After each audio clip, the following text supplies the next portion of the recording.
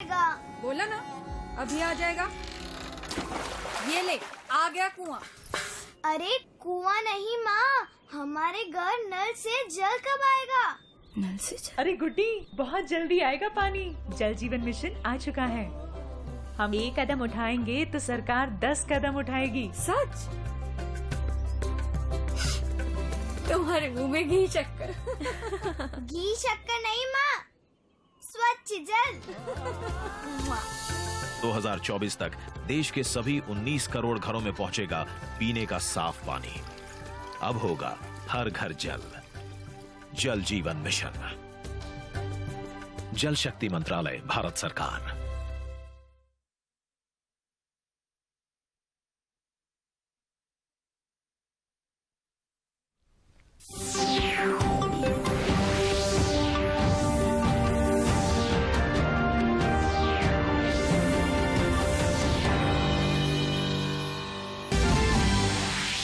PM किसान सम्मान निधि के 20,000 करोड़ रुपए से अधिक किसान के खाते में हस्तांतरित। प्रधानमंत्री ने कहा, कृषकों को योजना से मिला संबल। गोड्डा के किसान भी कार्यक्रम से जुड़े।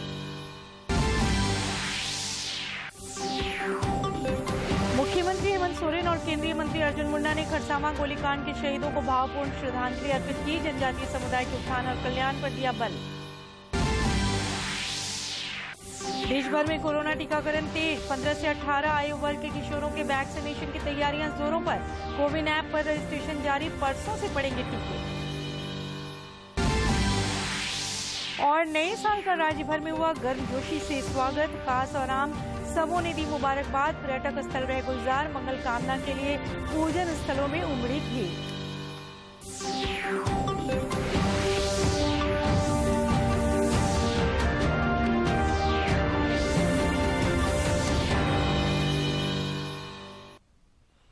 नमस्कार, खबरें झारखंड में आपका स्वागत है। आप सभी को नव वर्ष की ढेरों शुभकामनाएं। मैं हूं सरोज झा। खबरों में आगे बढ़ने से पहले ये संदेश। देश कोविड टीकाकरण अभियान के अंतर्गत 150 करोड़ टीके लगाने की दिशा में निरंतर आगे बढ़ रहा है। कोरोना वायरस का नया वेरिएंट मिलने से चिंताएं बढ़ी हैं। आपसे हमारी अपील है कि यथाशीघ्र दोनों टीके लगवाएं और अन्य लोगों को भी टीके लगवाने के लिए प्रेरित करें। कृपया 3 सरल उपायों का पालन अवश्य करें। मास्क लगाएं, 2 गज की सुरक्षित दूरी बनाए रखें, हाथ और चेहरा साफ रखें। कोविड से संबंधित किसी भी जानकारी और मार्गदर्शन के लिए राष्ट्रीय हेल्पलाइन नंबर 011-23978-046 और 1075 पर संपर्क करें। इसके अलावा राज्य हेल्पलाइन नंबर 104 पर भी संपर्क कर सकते हैं। और अब समाचार विस्तार से। प्रधानमंत्री नरेंद्र मोदी ने नव वर्ष का पहला दिन देश के अन्नदाताओं को समर्पित करते हुए पीएम किसान सम्मान निधि योजना के तहत वित्तीय लाभ की 10वीं किस्त के रूप में 20,000 करोड़ रुपए से अधिक की राशि किसानों के खातों में सीधे हस्तांतरित की। इसके अलावा उन्होंने किसानों को इक्विटी के रूप में भी राशि हस्तांतरित की।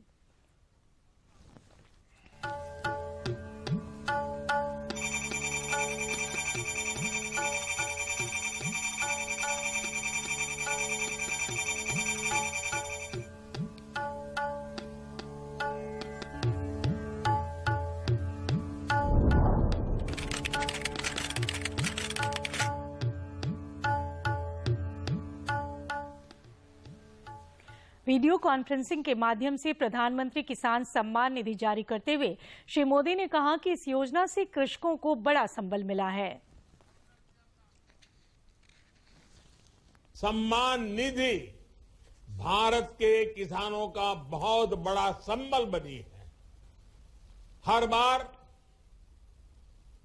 हर किस्त समय से, हर साल हजारों करोड़ रुपए का ट्रांसफर बिना किसी बिचौलिए के, बिना किसी कमीशन के।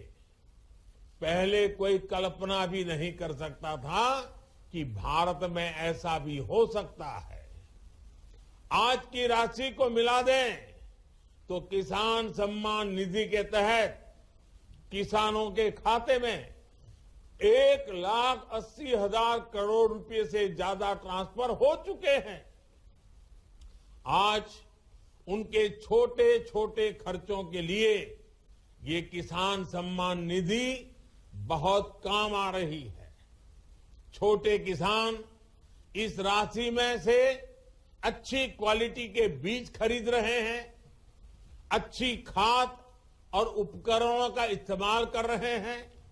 साथियों, देश के छोटे किसानों के बढ़ते हुए सामर्थ्य को संगठित रूप देने में हमारे किसान उत्पाद संगठनों एफपीओज की बड़ी भूमिका है।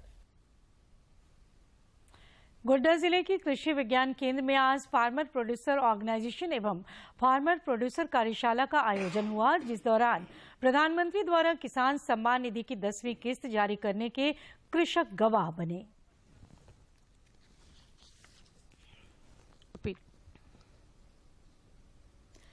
प्रधानमंत्री नरेंद्र मोदी ने झारखंड समेत देश भर के किसानों को नव वर्ष का तोहफा देते हुए पीएम किसान सम्मान निधि की 10वीं किस्त जारी की। इस कार्यक्रम से ऑनलाइन गोड्डा जिले के कृषक भी जुड़े और प्रधानमंत्री के कार्यक्रम को देखा और सुना। किसान पीओ में जुड़ने से हमें डेयरी से बहुत ही लाभ मिलेगा और प्रधानमंत्री जी की तरफ से। इस दौरान किसानों ने कृषि विकास और किसान कल्याण को लेकर प्रधानमंत्री द्वारा किए जा रहे पहलों की जमकर प्रशंसा की। और मोदी जो फायदा दे रहा है 2000 हम लोगों को। किसानों ने केंद्र प्रायोजित फार्मर प्रोड्यूसर ऑर्गेनाइजेशन एवं फार्मर प्रोड्यूसर कंपनी की विचारधारा पर भी प्रसन्नता जताई। आज जो ये प्रशिक्षण लिए ना प्रधानमंत्री का, तो बहुत अच्छा लगा। और अब हम लोग भी यही जैविक खेती करेंगे, जो कि ज़्यादा फायदा है। छोटे किसान एफपीओ से जुड़कर अच्छे काम कर सकते हैं। और कृषि विज्ञान केंद्र में इस कार्यक्रम को सुनने के लिए हमारे साथ पूरे हॉल में जो है किसान आए हुए हैं, भरे हुए हैं और लगभग 50 किसान के आसपास जो है इसमें सम्मिलित हुए हैं। आज के प्रधानमंत्री नरेंद्र मोदी के कुशल नेतृत्व में कृषि क्षेत्र का निरंतर विकास हो रहा है। पीएम किसान सम्मान निधि योजना और फार्मर प्रोड्यूसर ऑर्गेनाइजेशन एवं फार्मर प्रोड्यूसर कंपनी जैसी पहल से देश के अन्नदाताओं को और सशक्त बनाने में मील का पत्थर साबित हो रही है। गोड्डा से रंजन कुमार की रिपोर्ट। उधर जामताड़ा के किसानों ने भी केंद्र सरकार के किसान हितैषी कार्यों की जमकर प्रशंसा की है और पीएम किसान सम्मान निधि के लिए प्रधानमंत्री का आभार जताया। प्रधानमंत्री से मिल रहा हम लोग को, तो उसमें हम लोग का अच्छा हो रहा। बीज खाद खरीदने के लिए हम लोग का सुविधा हो रहा था।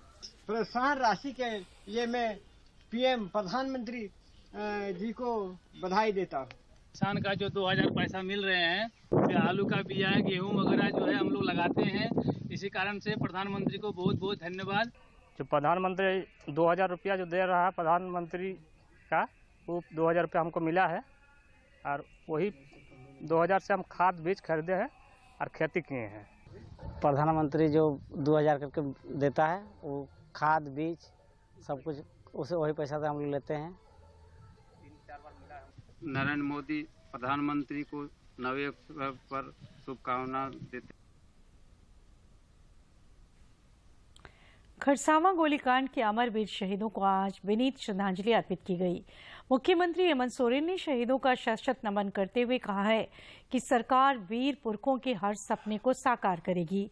उन्होंने खरसावां में वीर शहीद केरसे मुंडा चौक पर शहीद स्मृति चिन्ह और शहीद पार्क स्थित शहीद स्मारक पर माल्यार्पण कर खरसावां गोलीकांड के अमर वीर शहीदों को श्रद्धांजलि दी।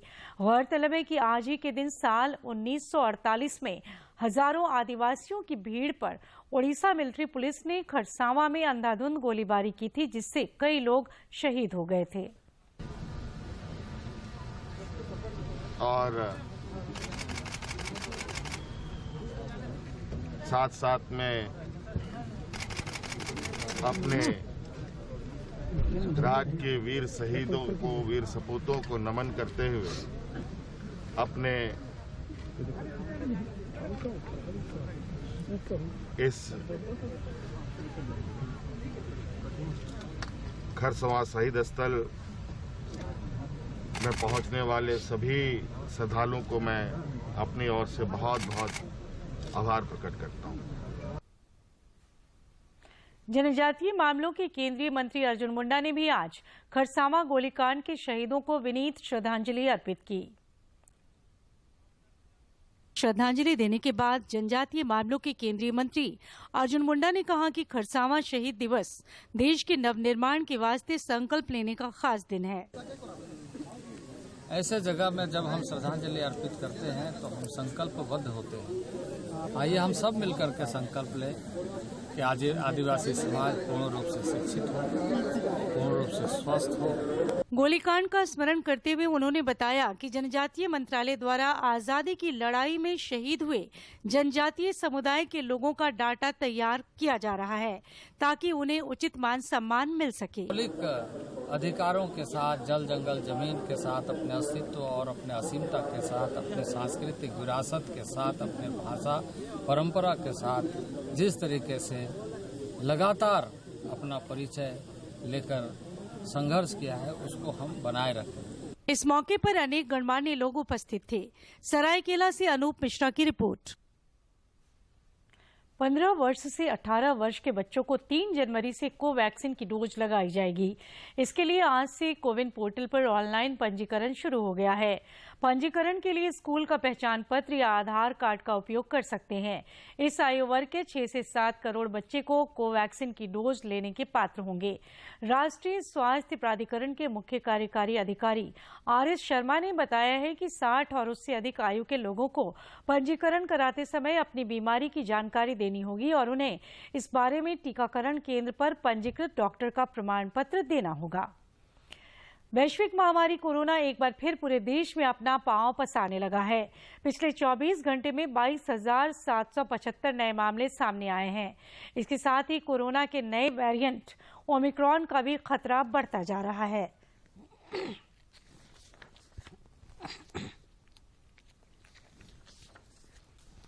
ओमिक्रॉन के बढ़ते मामलों के बीच देश में कोरोना के दैनिक मामलों ने भी रफ्तार पकड़ ली है। स्वास्थ्य और परिवार कल्याण मंत्रालय के मुताबिक देश में पिछले 24 घंटों में कोरोना के 22,775 नए मामले सामने आए। वहीं पिछले 24 घंटों में कोरोना को मात देकर 8,949 लोग स्वस्थ हुए हैं, जिसके बाद देश में रिकवरी दर 98.32% हो गई है। इधर झारखंड में भी कोरोना के मामले तेजी से बढ़े हैं। पिछले 24 घंटों में राज्य भर में 753 नए संक्रमित मिले हैं। राजधानी रांची में सबसे अधिक 337 मामले सामने आए हैं। इसके साथ ही रांची में कोरोना के सक्रिय मामले 838 हो गए हैं। इधर कोरोना के मद्देनजर राज्य में स्वास्थ्य सुविधाओं को भी सुदृढ़ किया जा रहा है ताकि आवश्यकता पड़ने पर मरीजों को जरूरी चिकित्सकीय सुविधाएं उपलब्ध कराई जा सकें। रांची स्थित रिम्स में आज से पीएसए प्लांट से ऑक्सीजन सप्लाई शुरू कर दी गई है। इस प्लांट से ऑक्सीजन सप्लाई के वास्ते वार्डों में अलग से पाइपलाइन बिछाया गया है, जिससे कुल 444 बेड पर ऑक्सीजन की आपूर्ति हो सकेगी। 129 अतिरिक्त बेडों में भी ये व्यवस्था शुरू करने के लिए कार्य प्रगति पर है। देश में कोविड के खिलाफ जारी जंग में टीकाकरण अभियान तेज गति से चल रहा है। केंद्रीय स्वास्थ्य मंत्रालय के अनुसार देश में 145 करोड़ लोगों को कोविड रोधी टीके लगाए जा चुके हैं।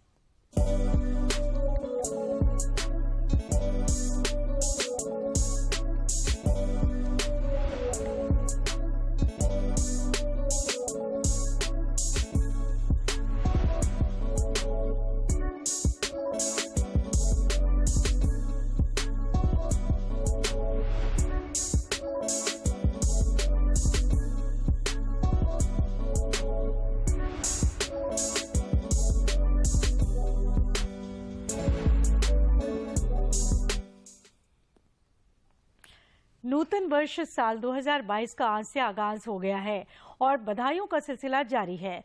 मुख्यमंत्री हेमंत सोरेन ने आज राजभवन पहुंचकर राज्यपाल रमेश बैस से मुलाकात कर उन्हें नव वर्ष की शुभकामनाएं दी। राज्यपाल ने भी उन्हें नूतन वर्ष की बधाई दी। राज्य भर में साल 2021 को विदा कर लोगों ने मध्यरात्रि के बाद नए साल को हैप्पी न्यू ईयर कहा। राजधानी रांची समेत विभिन्न जिलों में नववर्ष को लेकर जश्न का माहौल है। विभिन्न पर्यटक स्थलों पर सैलानी सपरिवार नए साल का स्वागत करते देखे गए। रांची के दुर्वा डैम में भी लोगों ने पिकनिक मनाई। समाज के सभी वर्ग ने नए साल पर जमकर जश्न मनाया।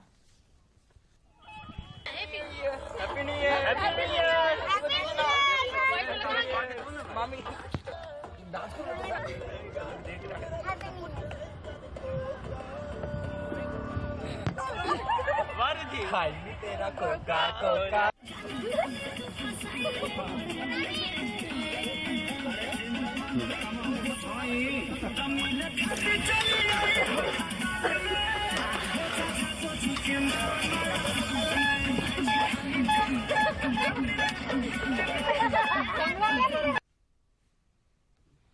नए साल के आगमन पर पर्यटकों ने दशम फॉल में पिकनिक मनाया और जमकर मस्ती की।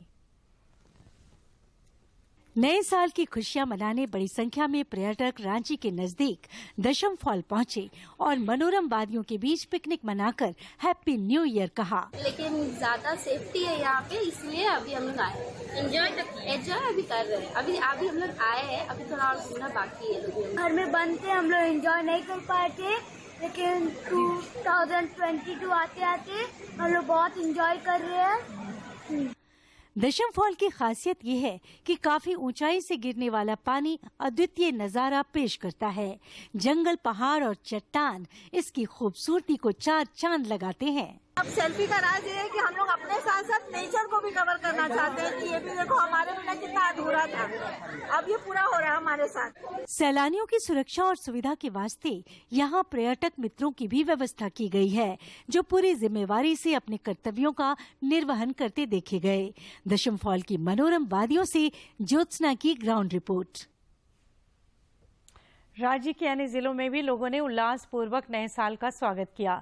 पश्चिमी सिंहभूम में बच्चों के लिए खास आयोजन हुआ, जिसमें उन्होंने विभिन्न कार्यक्रमों में शिरकत की।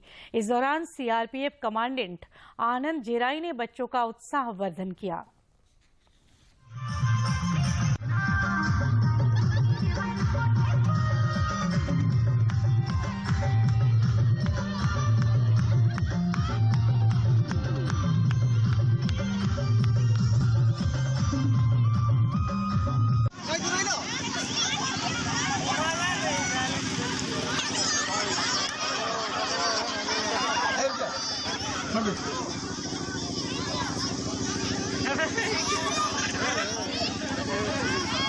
हल्का हल्का म्यूजिक बजा। आप बच्चे जो आने वाले समय के हमारे भविष्य हैं, इनको एक राह दिखाने के लिए आपने जो बीड़ा उठाया है और एक स्वस्थ और समृद्ध भविष्य के लिए इनके मन में और इनके मनोबल में जो आत्मविश्वास जगाने के लिए इस तरह की गतिविधि से जो नववर्ष के अवसर पर ऑर्गेनाइज किए, मैं इनके लिए आप सबको बधाई और साधुवाद धन्यवाद देना चाहता हूँ। नव वर्ष पर पूजन स्थलों पर भी पहुंचकर लोगों ने मंगल कामना की। देवघर के बाबा बैजनाथ धाम की बात हो या फिर रांची के पहाड़ी मंदिर की, सभी जगह अहले सुबह से ही श्रद्धालुओं का तांता लगा रहा। गिरजाघरों में भी विशेष आराधना हुई। रामगढ़ स्थित रजरप्पा के छिन्न मस्तिका मंदिर में भी कोरोना दिशा निर्देशों का अनुपालन करते हुए लोगों ने पूजा अर्चना कर देश तथा राज्य की समृद्धि की मंगल कामना की। पुलिस अधीक्षक प्रभात कुमार खुद सादे ड्रेस में मौजूद रहकर कोविड नियमों का पालन करते दिखे गए। पहले आप सभी को और सभी यहाँ जो भी श्रद्धालु आए हैं उनको नववर्ष की हार्दिक शुभकामनाएं। और जैसा आप देख रहे हैं, यहाँ नववर्ष का शुरुआत होने की वजह से काफ़ी भीड़ है। इसमें सुबह से ही पुलिस प्रशासन लगी हुई है और जो लोग भी यहाँ आ रहे हैं वो कतारबद्ध होकर के दर्शन करने जा रहे हैं। गुमला जिले की सिसई प्रखंड स्थित नागवंशी राजाओं की राजधानी रही डोईसागढ़ किला के विश्व धरोहर की सूची में शामिल होने और पुरातात्विक विभाग की ओर से इस प्राचीन खंडहर की खुदाई शुरू किए जाने के बाद अब यहां पर्यटकों की संख्या बढ़ने लगी है। आपको बता दें कि डोईसागढ़ का ये किला नवरत्नगढ़ के नाम से जाना जाता है। विभाग की ओर से इस प्राचीन खंडहर की खुदाई की जा रही है और अब महल की अंदरूनी बनावट की आकृति प्रकट होने लगी है, जो पर्यटकों को इस धरोहर के प्रति आकर्षित कर रहा है तथा इससे अटकलों का बाजार भी गर्म है। विश्व धरोहर में शामिल होने से हम लोग को बहुत खुशी है और अभी भी अगर पर्यटन का क्षेत्र में काफी संभावनाएं हैं यहाँ। इस नवरत्नगढ़ महल के इर्द गिर्द लंबे चौड़े भूभाग पर महलों के अवशेष देखे जा सकते हैं, जिससे अंदाजा लगाया जा सकता है कि उस समय इस महल का कितना वैभव रहा होगा। पर्यटकों का कहना है कि इस इलाके में पर्यटन की असीम संभावना है, जो स्थानीय लोगों के लिए रोजगार के द्वार खोल सकता है। नागवंशी राजाओं का एक किला है और यहाँ उत्खनन के द्वारा बहुत कुछ की जानकारी मिलेगी। अगर सरकार इस पर फोकस करे तो ये अच्छा पर्यटक स्थल बन सकता है। इससे करीब 400 से अधिक वर्ष पूर्व नागवंशी राजा दुर्जन साल के द्वारा मुगलों के कैद से मुक्त होने के बाद इस राजधानी को बनाया गया था। नागवंशी राजाओं का वैभवशाली इतिहास अब तक उपेक्षित रहकर गुमनाम था, मगर अब ये फिर से लोगों के आकर्षण का केंद्र बनता दिख रहा है। और पुरातत्व विभाग के द्वारा जब यहाँ पता चला कि अखबारों के जरिए कि यहाँ खुदाई हो रही है और आकर के देखने से बड़ा बढ़िया लग रहा है। ये इतिहास ही पता नहीं था कि यहाँ जैसे बताया जा रहा है कि मतलब वो दुर्जन शाह करके माने नागवंशी राजाओं का किला है और इतना प्राचीनतम इतिहास है कि देखने में बड़ा मनोरम दृश्य लग रहा है। ढोइसागढ़ का नवरत्नगढ़ हमारे देश के वैभवशाली इतिहास का वो पन्ना है जो अब तक अनछुआ था। विश्व धरोहर की सूची में इसके शामिल होने और पुरातत्विक विभाग की ओर से यहाँ खुदाई शुरू करने से इतिहास के पन्नों पर जमे धूल हटेंगे और लोग इसे नजदीक से जान और समझ पाएंगे। गुमला से बलदेव शर्मा की रिपोर्ट। और अब कुछ खबर राज्य के विभिन्न जिलों से।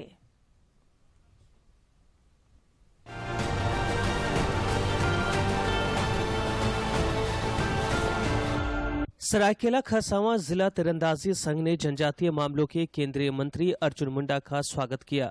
श्री मुंडा ने एक फोटो साझा करते हुए कहा कि नव वर्ष में लक्ष्य के साथ आगे बढ़ने का संकल्प ले तीरंदाजी संघ के स्वागत से अभिभूत हूं। 15 से 18 वर्ष आयु वर्ग के किशोरों के टीकाकरण के मद्देनजर रांची में आवश्यक तैयारियों को अंतिम रूप दिया जा रहा है। इस सिलसिले में स्कूलों के प्रतिनिधियों के साथ प्रशासनिक महकमे की आज एक महत्वपूर्ण बैठक हुई, जिसमें उन्हें बारीकियों से अवगत कराया गया। सिमडेगा उपायुक्त ने अधिकारियों संग बैठक के दौरान कोरोना एवं कोविड टीकाकरण अभियान का जायजा लिया। उन्होंने 15 से 18 आयु वर्ग के किशोरों को टीका से लाभान्वित करने की तैयारियों पर विस्तृत चर्चा की और जिले में 100% टीकाकरण कार्य पूर्ण करने का निर्देश दिया। देवघर में उपायुक्त के निर्देश पर नववर्ष के अवसर पर ओमिक्रॉन के बढ़ते खतरों को देखते हुए कोविड टेस्टिंग के लिए पर्यटन स्थलों एवं ज्यादा भीड़भाड़ वाले इलाकों में चलंत कोविड टेस्टिंग टीम को प्रतिनियुक्त किया गया है, जो 5 जनवरी तक विभिन्न स्थलों पर प्रतिनियुक्त रहेगी। इसके अलावा स्वास्थ्य टीम के सदस्य भी प्रतिनियुक्त रहेंगे। लोक कल्याण और कोरोना से विश्व समुदाय की मुक्ति को लेकर आज जामताड़ा शहर में निशान यात्रा का आयोजन किया गया। इसमें सैकड़ों लोग शामिल हुए। इस दौरान बाबा श्याम की पूजा आराधना कर कोरोना से विश्व समुदाय को बचाव और लोक कल्याण की कामना की गई। देवघर पुलिस अपराधियों पर नकल कसने के लिए लगातार अभियान चला रही है। इस सिलसिले में जिले के विभिन्न थाना क्षेत्रों में सघन वाहन जांच अभियान चलाया गया। जमशेदपुर में पूर्व मुख्यमंत्री रघुवर दास ने नव वर्ष के आगमन पर मां शीतला की पूजा अर्चना कर मां से सभी को सुख, सौभाग्य और आरोग्यता प्रदान करने की कामना की। रांची रेल मंडल में कार्यरत विविध विभाग के कुल 9 रेल कर्मचारी सेवानिवृत्त हुए तथा उन्हें सेवानिवृत्ति के बाद मिलने वाली सभी राशि का भुगतान किया गया। इस अवसर पर अपर मंडल रेल प्रबंधक परिचालन MM पंडित ने सेवानिवृत्त रेल कर्मचारियों को शुभकामनाएं दी तथा सेवानिवृत्ति के पश्चात सुखद एवं स्वस्थ जीवन की कामना की। स्वास्थ्य मंत्री बन्ना गुप्ता ने नववर्ष के प्रथम दिन जमशेदपुर के साक्षी पुराना कोट स्थित श्री श्री चंद्रमौलेश्वर महादेव कचहरीवाला मंदिर में आयोजित हरि कीर्तन के अवसर पर पूजा अर्चना कर भगवान से राज्य की खुशहाली और समृद्धि की कामना की।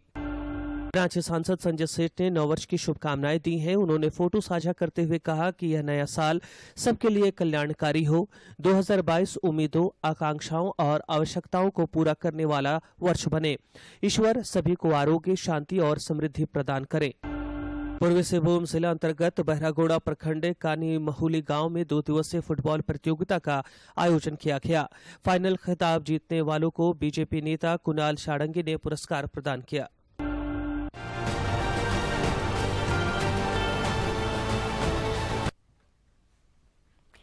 प्रधानमंत्री नरेंद्र मोदी के देश में उद्यमशीलता, विकास और स्टार्टअप अभियान के आह्वान का अब सकारात्मक असर दिखने लगा है। जमशेदपुर के संजीव कुमार माथुर ने नौकरी छोड़कर स्वावलंबन की डगर पकड़ते हुए एस्ट्रो मशरूम की खेती शुरू की है।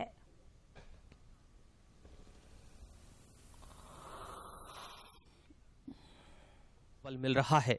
डिमांड 2 साल के अंदर 5 गुना बढ़ गया है। संजीव कुमार माथुर के द्वारा उत्पादित मशरूम रांची, बोकारो, धनबाद, चाईबासा, सरायकेला और ओडिशा के बारीपदा तथा बंगाल के पुरुलिया सहित जमशेदपुर के विभिन्न क्षेत्रों में पैकिंग कर भेजा जाता है। उन्होंने बताया कि 2 वर्ष के अंदर उनका कारोबार 5 गुना बढ़ गया और बिक्री 12 से 15 गुना बढ़ गई है तथा वे अब पूरी तरह से आत्मनिर्भर बन चुके हैं। ऑल इंडिया लेवल पे इसका डैमेज 10% माना जाता है, मैं 5% तक पहुंचा चुका हूं, मतलब नेग्लिजिबल हो गया है। धर्मपत्नी ममता माथुर बताती हैं कि एस्ट्रो मशरूम की खेती उनके परिवार की आय का बेहतर माध्यम बना है और इससे वोकल फॉर लोकल को भी बल मिल रहा है। को लोकल लोग को ही देना शुरू किया। लोकल से फिर क्या हुआ, अब क्या है कि अब हम लोग बाहर भी भेजते हैं, अदर सिटीज में भी भेजते हैं। इससे हम लोग अब सिर्फ प्रोडक्शन ही नहीं प्लस बीजा का भी सेल हो जाता है। मशरूम से रिलेटेड हर चीज का हम लोग सेल कर देते हैं। संजीव कुमार माथुर रूरल डेवलपमेंट मंत्रालय से मान्यता प्राप्त प्रशिक्षक हैं तथा वे साल में 2000 से 3000 लोगों को प्रशिक्षण भी देते हैं। मैं पूरी तरह से आत्मनिर्भर इस पर बन चुका हूं। आज इसको ये प्योर ऑर्गेनिक मशरूम है, ऑयस्टर मशरूम, जिसकी मैं फार्मिंग कर रहा हूं, इसकी प्रोसेसिंग करता हूं, इसको ड्राई रूप में बेचता हूं, पाउडर बेचता हूं। इसमें कोई संदेह नहीं कि स्टार्टअप इंडिया और आत्मनिर्भर भारत अभियान ने उड़ान की चाह रखने वालों को मंच तथा मौका प्रदान किया है, जिसके माध्यम से वे असीमित धन दौलत और शोहरत तो कमा ही सकते हैं, साथ ही दूसरों का सहारा भी बन सकते हैं। जमशेदपुर से डॉक्टर राजेश कुमार लालदास की रिपोर्ट। आप सभी को नव वर्ष की ढेरों शुभकामनाएं। और आखिर में मुख्य समाचार एक बार फिर। पीएम किसान सम्मान निधि के 20,000 करोड़ रुपए से अधिक किसानों के खाते में हस्तांतरित। प्रधानमंत्री ने कहा, कृषकों को योजना से मिला संबल, गोड्डा के किसान भी कार्यक्रम से जुड़े। मुख्यमंत्री हेमंत सोरेन और केंद्रीय मंत्री अर्जुन मुंडा ने खरसावां गोलीकांड के शहीदों को भावपूर्ण श्रद्धांजलि अर्पित की। जनजातीय समुदाय के उत्थान और कल्याण पर दिया बल। देश भर में कोरोना टीकाकरण तेज। 15 से 18 आयु वर्ग के किशोरों के वैक्सीनेशन की तैयारियां जोरों पर। कोविन ऐप पर रजिस्ट्रेशन जारी, परसों से पड़ेंगे टीके। और नए साल का राज्य भर में हुआ गर्मजोशी से स्वागत। खास और आम सबों ने दी मुबारकबाद। पर्यटक स्थल रहे गुलजार, मंगल कामना के लिए पूजन स्थलों में उमड़ी भीड़।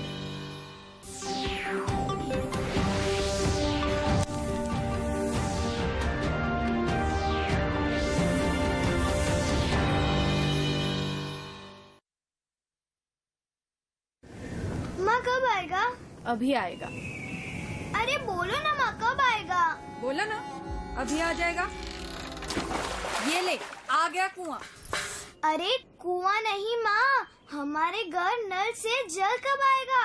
नल से जल? अरे गुड्डी, बहुत जल्दी आएगा पानी। जल जीवन मिशन आ चुका है। हम 1 कदम उठाएंगे तो सरकार 10 कदम उठाएगी। सच? तुम्हारे मुंह में घी शक्कर। घी शक्कर नहीं माँ, स्वच्छ जल।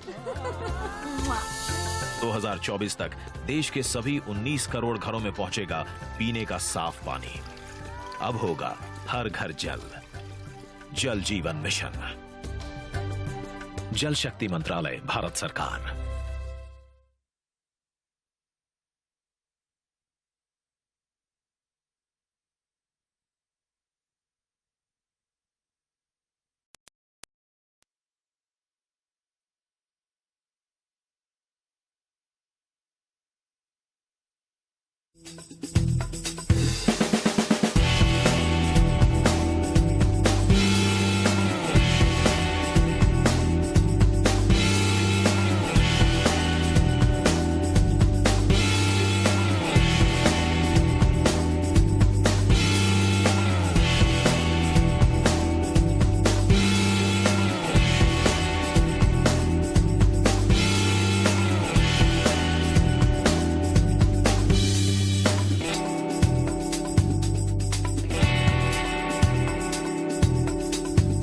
नमस्कार।